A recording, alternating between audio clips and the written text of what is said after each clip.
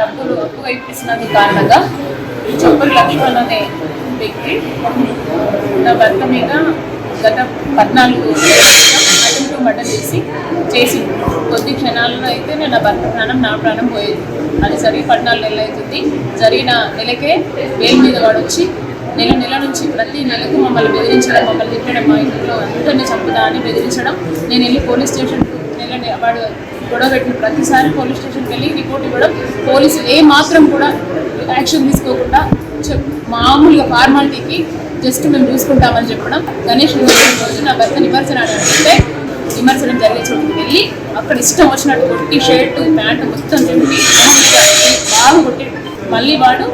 5:30కు బాగా తాగేసి వచ్చి కత్తి తీసుకొని ఏకంగా మా ఇంట్లోకి వచ్చి మొత్తం నా భర్త విపరీతంగా కత్తితోటి దాడి చేసి తీవ్ర గాయం చేసి మా ఇంటిని బాగా మొత్తం చంపుతా అని ఇంట్లో ఒక అరగంట సేపు నాన్న రచ్చ చేసి నా భర్త ప్రాణాలు ఏ స్థితిలో